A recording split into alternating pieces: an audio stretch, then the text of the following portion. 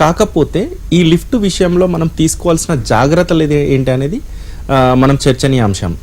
So ఎందుకంటే చాలా మంది లిఫ్ట్స్ వాళ్ళు ఇన్స్టాలేషన్ చేయించుకుంటున్నారు, కాకపోతే వాళ్ళు ఇన్స్టాలేషన్ చేసే క్రమంలో వాళ్ళు తీసుకునే స్టెప్లో సో ప్రాపర్గా వాళ్ళు ఇన్వెస్టిగేషన్ అనేది చేయట్లేదు. ఫర్ ఎగ్జాంపుల్ ఏంటంటే మనం ఇంటికి సంబంధించి ఏదన్నా ఒక ఇంటీరియర్కి సంబంధించి ఫర్ ఎగ్జాంపుల్ అంతెందుకంటే ఒక స్మాల్ టీవీ తీసుకోవాలంటే కూడా మనం షోరూమ్కి వెళ్ళి దాన్ని విజువల్గా చూసి దాంట్లో ఉన్న ఫ్యూచర్స్ ఏంటి తెలుసుకొని సో అప్పుడు మనం బై చేస్తాం ఒక టీవీ విషయంలోనే. అట్లాంటి ఎన్నో విషయాలలో మనం ప్రాక్టికల్గా వెళ్ళి చూసి మనం బై చేస్తాం. కానీ లిఫ్ట్ విషయానికి వచ్చేసి ఏంటంటే పేపర్ వర్క్ మాత్రమే చూస్తున్నారు. అంటే ఒక ప్రైస్ కావచ్చు ఆర్ ఎల్స్ ఒక పేపర్లో ఉండే వాళ్ళు ఇచ్చే బెనిఫిట్స్ కావచ్చు.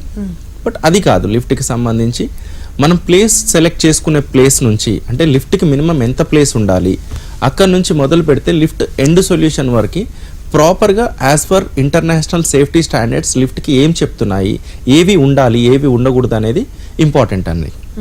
సో అవన్నీ బేస్ చేసుకొని మనం లిఫ్ట్ బిఫోర్ ఇన్స్టాలేషన్ ఆ జాగ్రత్తలు తీసుకోవాలి.